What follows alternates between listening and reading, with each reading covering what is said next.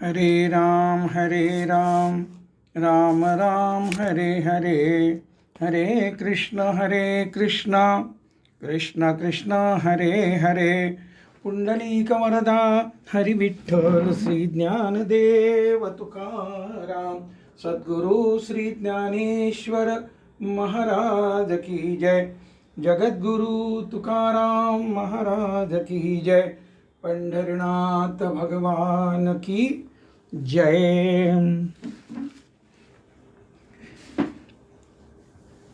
आपण ज्या अध्याय क्रमांक 5 आणि त्यातील श्लोक क्रमांक 8-9 नैव किंचित करोमीति युक्तो मन्येत तत्त्वविद पश्यन् शृण्वन् स्पृशन् जिघ्रन् अश्नन् गच्छन् स्वपन् स्वचन् प्रलपन् विसृजन् गृह्णन् उन्मिषन् निमिषन् अपि इंद्रियाणि इंद्रियार्थेषु वर्तन्त इति धारयन्.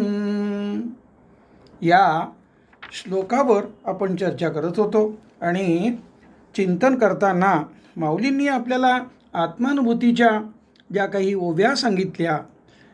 ऐसे तनु त्यागे विन अमृताचे गुण दिसती संपूर्ण योगयुक्ता. शरीराचा त्याग न करता त्या योगयुक्त साधकात स्वतःच्या स्वरूपाच्या ठिकाणी अमूर्त ब्रह्माचे सर्व गुण निर्गुणत्व, निर्लेपत्व, व्याप्य व व्यापकत्व इत्यादी टळटळीत दिसून पडतात. आणि शेवटी आपण वाचन केलं होतं अध्याय 18 ओवी 1193 ते 1200. अहम ब्रह्मास्मीचा अनुभव या ओव्यातनं अत्यंत उत्कृष्टरित्या माऊलींनी आपल्याला सांगितलेल्या आहे. आता विषय तोच चालू आहे. पुढची ओवी. एरवी आणि कांची परी तोही एक शरीरी अशेषाही व्यापारी वर्ततू दिसे. एरवी तोही इतर लोकांप्रमाणे एक शरीरधारी असून शरीराचा कुठलाही व्यापार न सोडता वावरताना दिसतो. इतरासारखे सर्व प्रकारचे कर्म करताना दिसतो. अनुभूती सांगतात. तोही नेत्री पाहे श्रवणी ऐकतू आहे परी तेथीचा सर्वथा नोहे नवल देखे. तोही नेत्राने पाहतो, कानाने ऐकतो, परंतु तो तेथीचा सर्वथा नाही असे आश्चर्य तो अनुभवतो. पाहतानाच्या ऐकतानाच्या क्रियेत कर्त्यात कर्मात तो नाही. ऐकणे, पाहणे, बोलणे, चालणे, वाचणे इत्यादी क्रियासंदर्भात तो द्रष्टा, ज्ञाता, कर्ता, भोक्ता असा लवलेशानेही नसल्याचे आश्चर्य तो पाहतो, अनुभवतो. आत्मा त्या क्रियेपासून संपूर्णतः अलिप्त असल्याचे तो अनुभवतो. आत्मा इंद्रियाच्या क्रियेमुळे मुळीच लिप्त होत नसल्याचे तो अनुभवतो. अध्याय क्रमांक 2 आणि श्लोक क्रमांक 29 यामध्ये माऊलींनी आपल्याला काय सांगून ठेवलं आहे थोडं चिंतन आपण या अनुषंगाने करू शकू. आणि त्या ठिकाणचा श्लोक काय आहे. आश्चर्यवत पश्यति कश्चिदेनम् आश्चर्यवद वदति तथैव चान्यः आश्चर्यवच्चैन न मन्य शृणोति श्रुत्पापेनं वेद न चैव कश्चित्. श्लोक क्रमांक 29 आणि अर्थ. असंख्य मुमुक्षु जिज्ञासूपैकी एखादा अधिकारी, एखादा साधक या आत्म्याला स्वस्वरूपाला पाहतो. हे पाहणे नेहमीसारखे त्रिपिटीद्वारे नसल्याचे, त्रिपुटविरहित असल्याचे अनुभवतो. या विलक्षण पाहण्याला आश्चर्यदृष्टीने पाहत राहतो. तसाच दुसरा एखादा अधिकारी साधक आत्म्याचे वर्णन करताना आत्मानुभूतीच प्राप्त होऊन तशाच आश्चर्याचा अनुभव घेतो.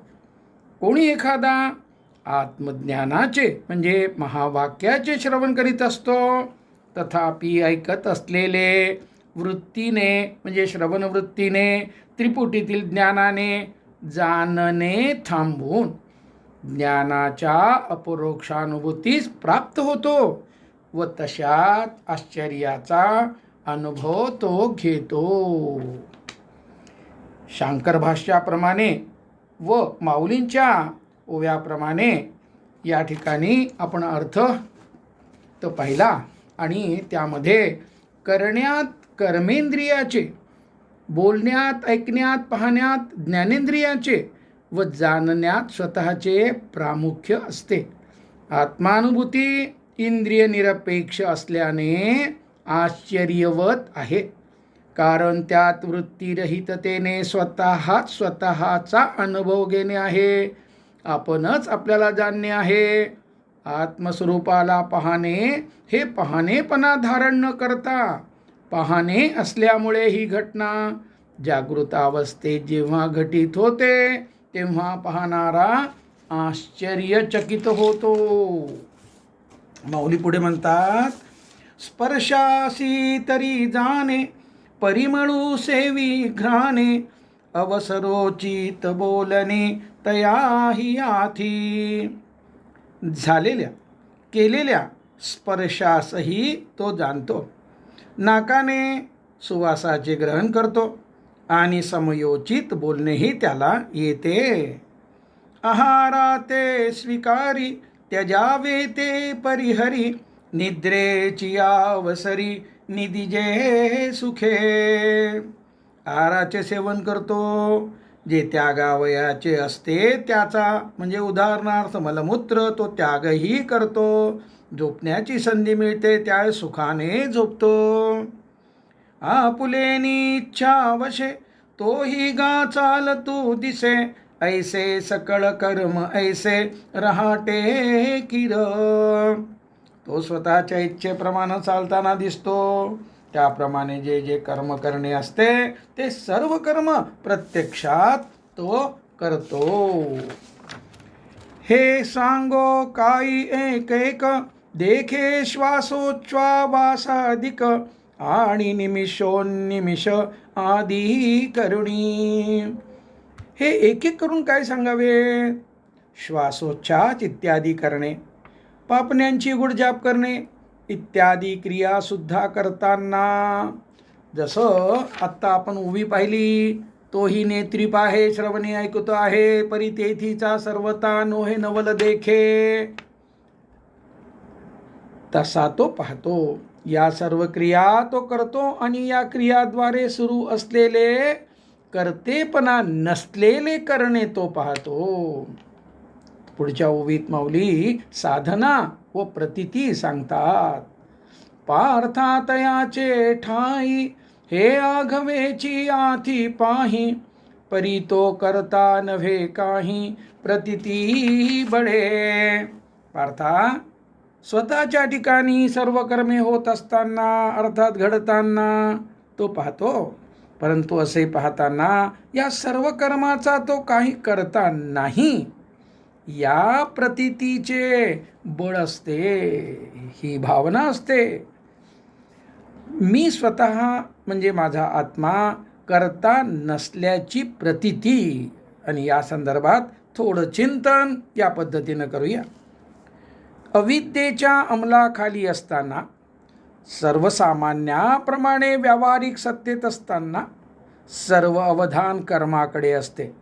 उदाहरणार्थ, चालत असताना स्वतःचे गाव आता 2 किलोमीटरवर आले. शिवेवरचे चिंचेचे झाड दिसायला लागले. शहरात चालत असाल तर आता फलाना मॉल दिसायला लागला. त्याच्या पुढे गेले की डावीकडे गेल्यावर लवकरच घर आहे, इत्यादी इत्यादी. चालण्याची जी क्रिया आहे, जसे आता टाच टेकली, आता पंजा टेकला, सर्व वजन पंजावर आले, या क्रियाकडे मुळीच अवधान नसते. चालताना असे अवधान ठेवावे. साक्षीभाव जोपासण्यासाठी, वाढविण्यासाठी ही साधना अत्यंत उपयुक्त आहे. अविद्येच्या अंमलाखाली असताना म्हणजेच निवळ व्यावहारिक सत्तेतून कार्यरत असताना कर्माची गुणवत्ता, कर्माचे फल म्हणजे द्रव्य, सत्ता, कीर्ती इत्यादी, त्यात येणाऱ्या अडचणी, त्या निवारण्यासाठीचे नियोजन, कर्मसाफल्याचा आनंद, याद्वारे व्यक्तीचे सर्वस्व मन, चित्त, बुद्धी हे माणसाचे सर्वस्व व्यापलेले असते आणि त्यामुळं साक्षीभाव लुप्त होतो. चालताना आता टाच टेकली, आता पंजा टेकला, सर्व वजन पंजावर आले, असे सजगतेने साक्षीभावासह पाहण्यास विपश्यना म्हणजे विशेषत्वाने, विशेष पद्धतीने पाहणे असे म्हटले आहे. मी स्वतः म्हणजे माझा आत्मा काहीही करत नाही, फक्त साक्षी आहे. हा अनुभव जेव्हा येतो तेव्हा तो अनुभव अगदी टळटळीत असतो. करता करविता परमेश्वर, आय एम ओनली इन्स्ट्रुमेंटल असे वाटणे हा तो अनुभव नाही. करता करविता परमेश्वर असे मनापासून वाटणे ही खरोखरची विनयशीलता आहे. मी करता नाही हा अनुभव येणे ही जीवनमुक्तावस्था आहे. आता पुढच्या ओळीत माऊली आपल्याला अनुभव सांगतात. जई भ्रांती से जे सुतला, तई स्वप्न सुखे भूतला, मग तो ज्ञानोदयी चेहिला मनोनिया. ज्या वेळेला तो अविद्येच्या म्हणजे भ्रांतीच्या अंथरुणावर झोपला होता, त्यावेळी निद्रेतील स्वप्नसुखाप्रमाणे तो करता भोगता होऊन वैषयिक सुखाने भुलला होता. ज्ञानाचा उदय झाल्यावर तो जागा झाला, अविद्या संपली आणि म्हणून तो स्वतःला अकर्ता म्हणजे द्रष्टा, ज्ञाता, करता, भोगता नसल्याचे अनुभवू लागला. पुढच्या श्लोकामध्ये आत्मानुभूती सांगितलेली आहे. ब्रह्मण्याध्याय कर्माणि संगम त्यक्ता करोति य, लिप्यते स पापेन पद्मपत्र विमांबसा. जो ब्रह्माच्या ठिकाणी कर्मे अर्पण करून कर्माशी असलेल्या कर्तेपणाच्या संबंधाचा त्याग करून कर्मे करतो, तो कमलपत्र जसे पाण्यापासून अलिप्त असते तसा हा पापापासून अलिप्त असतो. कर्मयोगी, ज्ञानी व भक्त यांची कर्म अर्पण करण्यातील वैशिष्ट्यपूर्णता आपण थोडंसं समजून घ्यायचा प्रयत्न करू. कर्मयोगी जगद्रूपाने साकार झालेल्या ब्रह्मास, ज्ञानयोगी प्रकृतीस व भक्त भगवंतास कर्म अर्पण करीत असतो. जीवनमुक्तावस्थे कर्मयोग्यास निराकार ब्रह्म हे जगद्रूपाने साकार झाले असल्याचे प्रतीतीस येते. ज्ञानयोग्यास म्हणजे सांख्ययोग्यास निराकार ब्रह्म हे प्रकृतीचे रूपाने साकार झाले असल्याचे प्रतीतीत येते. भक्तास निराकार ब्रह्म हे भगवंताच्या रूपाने साकार झाल्याचे प्रतीतीत येते. भगवंत जनता जनार्दन असल्याचे प्रत्येक व्यक्तीमध्ये म्हणजे प्रत्येक विभूतीमध्ये विद्यमान असल्याचे प्रतीतीस येते. कर्मबंध संपतो. योगी पापपुण्यात्मक अशा दोन्ही प्रकारच्या कर्माशी निर्लिप्तता प्राप्त करतो. अर्थातच पाप पुण्य या दोघापासूनची अलिप्त असतो. मार्ग कोणताही असो, कर्म अर्पण करण्याच्या सवयीने आसक्ती व कर्माशी असलेला संग क्षीण होत जातो. कर्माशी असलेल्या संगाचा संपूर्णतः त्याग जेव्हा होतो म्हणजे संगम त्यक्त्वा जेव्हा घटित होते, मग अनुभूती सांगतायत माऊली. आता अधिष्ठान संगती अशेषाही इंद्रिय वृत्ती, आपुलीला अर्थी वर्तत आहाती. दीपाचे प्रकाशे गृहीचे व्यापार जैसे, देही कर्म जात तैसे योगयुक्ता. ज्याप्रमाणे दिव्याच्या प्रकाशात घरातील सर्व व्यवहार चालतात, पण स्वतः दिवा त्या व्यवहाराचा फक्त साक्षी असतो, तो पूर्णतः लिप्त व निर्लिप्त असतो. त्याप्रमाणे ज्ञानयोगी म्हणजे सांख्ययोगी सर्व कर्माच्या बाबतीत, सुरू असलेल्या प्रत्येक कर्माच्या बाबतीत अधिष्ठान असलेल्या आत्म्याची सोबत सतत अनुभवत, आत्म्याचे निर्लेपत्व सतत अनुभवत व सर्व इंद्रियाच्या एकूण एक वृत्ती कर्मसंबंधाने आपापल्या विषयात वावरत असल्याचे साक्षी राहून पाहत असतो. या दृष्टांताचे सिद्धांत व साधनेच्या अंगाने सुरेख विवेचन जिज्ञासूंनी पंचदशीतील नाटक दीप प्रकरणात वाचावे. आत्म्याचा अनुभव येण्यासाठी संपूर्ण ग्रंथ, किमान पक्षी ग्रंथाच्या सुरुवातीचा सविस्तर उपसंहार तरी वाचावा. श्री विद्यारण्य भारती तीर्थस्वामी यांनी संस्कृतमध्ये रचलेला हा ग्रंथ व त्यावरील पंडित द वा जोग यांचा सविस्तर मराठी टीकेसह असलेला हा ग्रंथ वारकरी संप्रदायात सर्वमान्य आहे. नाटकदीप प्रकरणातील सर्व महत्त्वांच्या श्लोकाचा अर्थ आपण अध्याय क्रमांक 12 मध्ये श्लोक क्रमांक 3 मध्ये पुढे आपल्याला श्रवण करण्यास मिळणार आहे. पुढच्या ओवीत अनुभूती सांगतात माऊली. तो कर्मे करी सकळे, परी कर्म बंधा ना कळे, जैसे न सिंपे जळी जळे पद्मपत्र. ज्याप्रमाणे कमळाचे पान पाण्यावर तरंगत असूनही पाण्याने भिजत नाही, अलिप्त असते, त्याप्रमाणे तो सर्व कर्मे करतो, परंतु पाप पुण्यरूप कर्मसंबंधाने बांधला जात नाही. कर्मबंध त्याला स्पर्श करीत नाही, असे जीवन मुक्तावस्थेत सतत अनुभवास येत राहते. आपण मागच्या एका सत्रामध्ये याच अध्यायातली ओवी क्रमांक 24 पाहिलेली होती. तैसा असतेनी उपाधी, ना कळी जे तो कर्मबंधी, जयाची ये बुद्धी संकल्पू नाही. त्याप्रमाणे तो इतरांच्या दृष्टीने वेगवेगळ्या भूमिकात, कधी मुलगा पिता इंजिनियर, कधी व्यापारी डॉक्टर इत्यादी उपाधीसह कर्म करताना वावरताना दिसत असला तरी त्याच्या बुद्धीत संकल्प नसल्यामुळे तो कर्मबंधाने बांधला जात नाही. अर्थात कर्मबंध अनुभवास येत नाही. त्याला कर्माच्या उभारणीसोबत कर्मापासूनची अलिप्तता, निर्लिप्तता अनुभवास येते. कर्मबंध संपला असल्याचे अनुभवास येते. संसारी व्यक्तीला अज्ञानामुळे कर्मबंध अनुभवास येत नाही. जीवनमुक्ताला कर्मबंध संपलेला असल्यामुळे तो अनुभवास येत नाही. पुढचा श्लोक जो आहे, ज्यामध्ये माऊली आपल्याला काही स्पष्टीकरण अधिक छान देतात. संगम त्यक्त्वा हे जे घटित होतं ते या श्लोकामध्ये आलेलं आहे. साधन आहे. कायेन मनसा बुद्ध्या कैवलेंद्रियेरपि योगिनः कर्म कुर्वन्ति संगम त्यक्त्वात्मशुद्धये.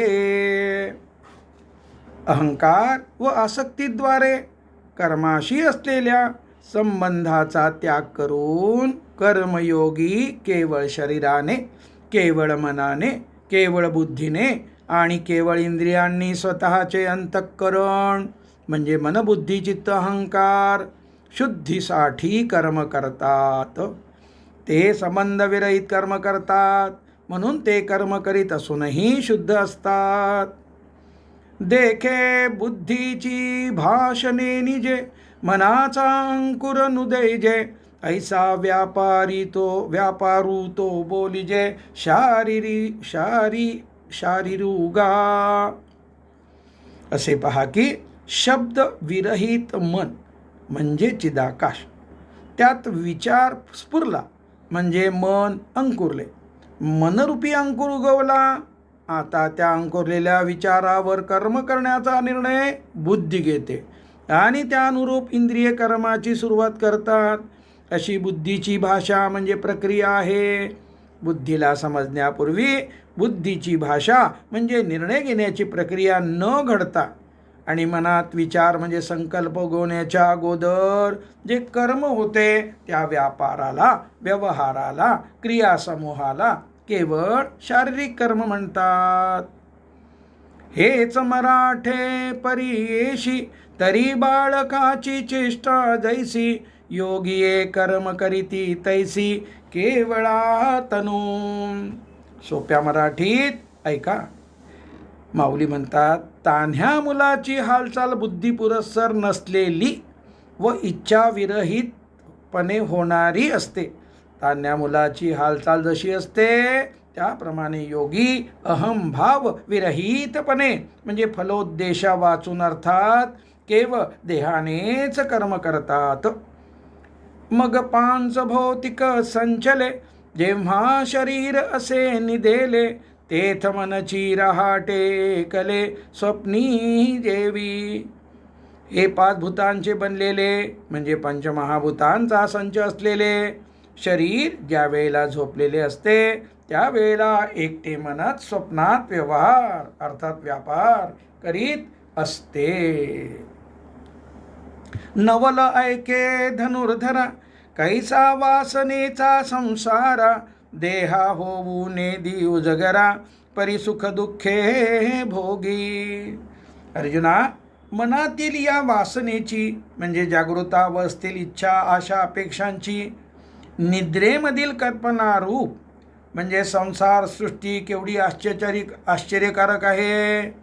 ही वासना जागृती थोडीशी उत्पन्न होऊ न देता अर्थात देहाला जागे न होऊ देता, देहाला कळू न देता ती देहाला सुखदुःखाचा भोग भोगविते.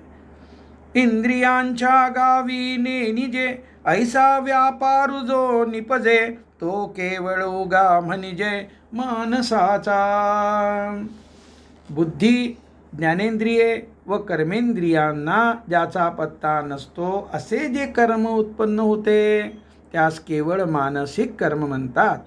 असे मानसिक कर्म स्वप्नात व मनोराज्याद्वारे व्यक्ती करीत असते. स्वप्न संपून जागृत झाल्यावर मी असे असे स्वप्न पाहत होतो ही स्मृती असते. उदाहरणार्थ, पाय न हलवता व्यक्ती स्वप्नात चालते. पापण्या बंद असतात पण व्यक्ती स्वप्नात दृश्य पाहते. पती किंवा पत्नी मेल्याचे स्वप्न पडल्यास व्यक्ती स्वप्नात ढसाढसा रडतात. त्यावेळी हे खरे नाही, हे समजदारी बुद्धी कार्यरत नसते.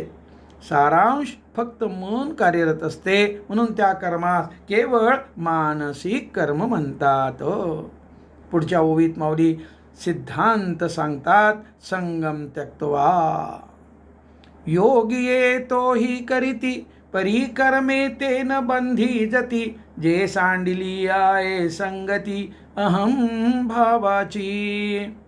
योगी तेही म्हणजे शारीरिक मानसिक कर्म करतात पण ते त्या कर्माने बांधले जात नाहीत, कारण त्यांनी अहंकाराची संगत सोडलेली त्यागलेली असते. अहंचा संग संपला की कोणताही संग राहत नाही, अर्थात संगम त्यक्त्वा घटित होते. संगम त्यक्ता म्हणजे आसक्ती सोडणे हे भाषांतर अपुरे आहे. संगम त्यक्ता म्हणजे संबंध सोडणे. आसक्ती हे संबंधाचे एक कारण आहे. आता जाहलिया भ्रमहत जैसे पिशाचाचे चित्त, मग इंद्रियांचे चेष्टित विकळ दिसे. आता ज्याप्रमाणे वेड लागल्यानंतर चित्त भ्रमिष्ट म्हणजे भ्रमयुक्त होते, जणू काही चित्तात पिशाच संचारते आणि मग त्या माणसाच्या इंद्रियाच्या क्रिया तर्कसंगत नसलेल्या दिसतात. स्वरूप तरी देखे आळविले आईके, शब्द बोले मुखे परिज्ञान नाही. त्या वेड्या माणसाचे व्यवहार मनाला आणि बुद्धीला धरून नसतात. भ्रम नाहीसा झाल्यावर त्याला त्याबद्दल काही आठवत नाही. त्याला रूप तर दिसते, हाका मारलेले ऐकू येते, तो तोंडाने शब्दाचा उच्चारही करतो, परंतु हे सर्व केल्याचे त्याला म्हणजे तर्काने प्रभावित झालेले ज्ञान नसते.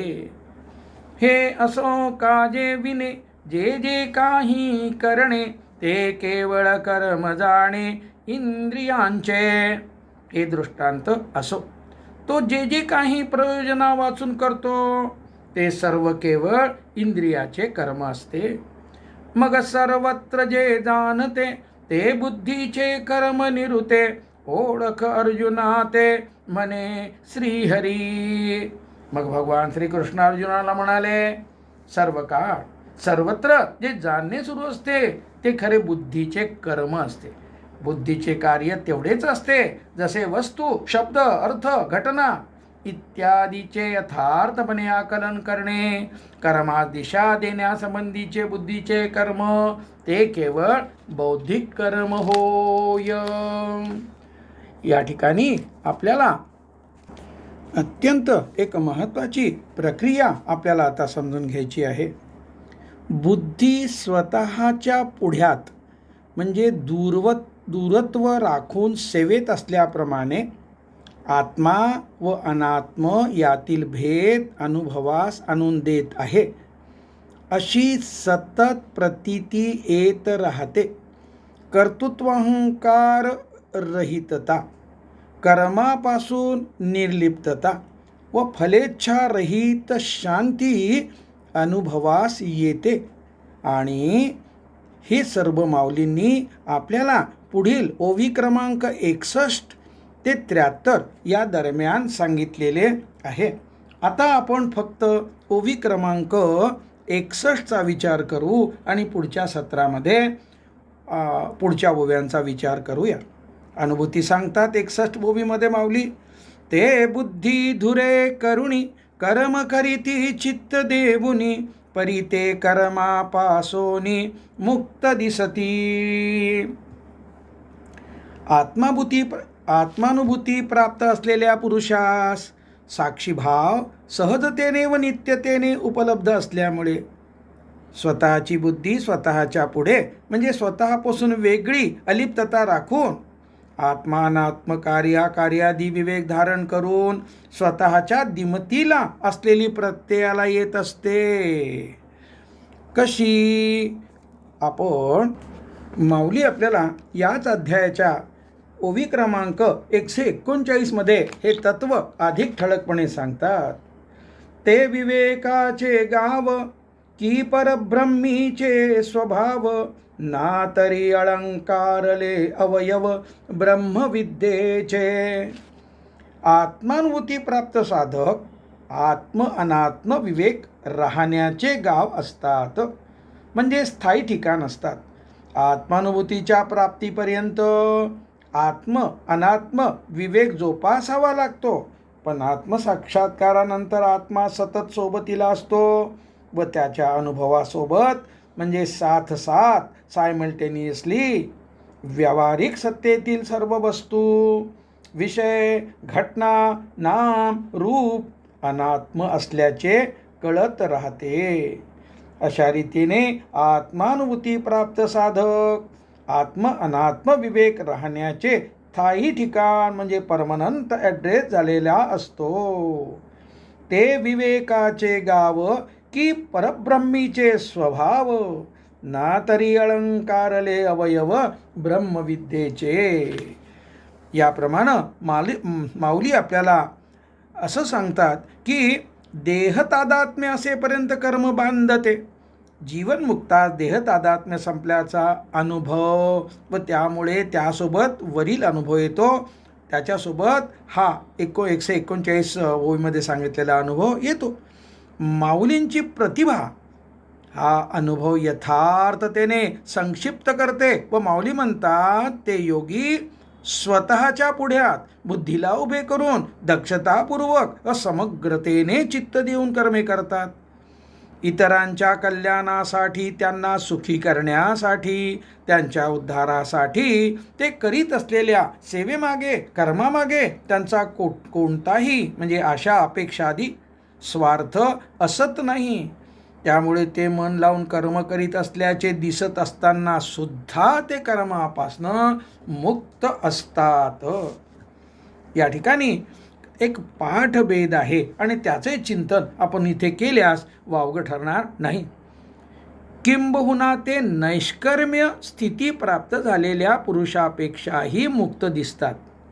नैष्कर्म्यावस्था प्राप्त झालेली आहे असे दर्शविणारे कोणतेही वैशिष्ट्य, कोणताही गुण त्यांच्यात दिसत नाही. अर्थात ते सर्वसामान्याप्रमाणे दिसतात. ही ओवी महत्त्वाची असल्यामुळे जीवनमुक्ता स्वतःच्या ठिकाणी नित्यतेने येत असलेल्या अनुभवाची वैशिष्ट्यपूर्ण स्पष्टता सांगणारी असल्यामुळे पाठभेदांचे विश्लेषण लक्षात घ्यावे. जीवनमुक्त कसा दिसतो ते कर्मापासून या पाठाद्वारे सरळ व स्पष्टपणे सांगितल्याचे कळते. नैष्कर्म्यापासून या पाठाचा वरील अर्थ लावताना शब्दामध्ये अनावश्यक क्लिष्टता येते, भाषा अलंकारिक होते. माऊलींनी नैष्कर्म्य हा पारिभाषिक शब्द अध्याय 4 श्लोक 18 वरील ओवी 93 ते 102 या 10 ओव्यामध्ये 4 वेळा वापरलेला आहे. नैष्कर्म्यू, नैष्कर्म्यता, नैष्कर्म्यत्व आणि या 4 ओव्यातून नैष्कर्म या पारिभाषिक शब्दाचा अर्थ स्पष्टपणे व सरळ सांगितला आहे. यावरून माऊलींची नैष्कर्म्य या शब्द वापरण्याची पद्धत म्हणजे शैली स्पष्ट होते. प्रस्तुत ओवीद्वारे जीवनमुक्ताचे लक्षण सांगितले आहे व अध्याय 4 व त्यामधील 10 जे नैष्कर्म्य लक्षण सांगितले आहे ते पुढच्या येणाऱ्या ओवीमध्ये, ओवी क्रमांक 63 मध्ये सुद्धा सांगितलेले आहे. आपण पुढच्या सत्रात बघणार आहोत ती ओवी तपशिलामध्ये, पण आत्ता ओवी तेवढी वाचतो. अगा करीते नवीन कर्म तेची ते नैष्कर्म्य, हे जानती सुवर्म गुरुगम्य जे. प्रस्तुत ओवीसाठी कर्मापासून हा पाठ अर्थासाठी सरळ व सोपा असल्यामुळे वापरणे उचित वाटते. मनही आत्मा नाही आणि बुद्धीही आत्मा नाही. क्षेत्राचा म्हणजे शरीराचा भाग असलेल्या मनाची व बुद्धीची व्याख्या हे दोन्ही काय व कसे आहेत, तसेच मनाच्या तुलनेत बुद्धी आत्मस्वरूपाच्या जवळ आहे यांचे अत्यंत स्पष्ट पिन पॉइंटेड विवेचन अध्याय 13 मध्ये केलेले आहे. त्या ओव्यांचा अर्थ अध्याय 2 मध्ये श्लोक 53 व ओवी 281 मध्ये आपण पाहिला. तसेच या अध्यायातील ओवी 156 आपण पाहू आणि त्यामुळं आणखी काय आपल्याला माऊली उत्तम असं प्रकार ते सांगतात ते आपल्याला कळू शकेल.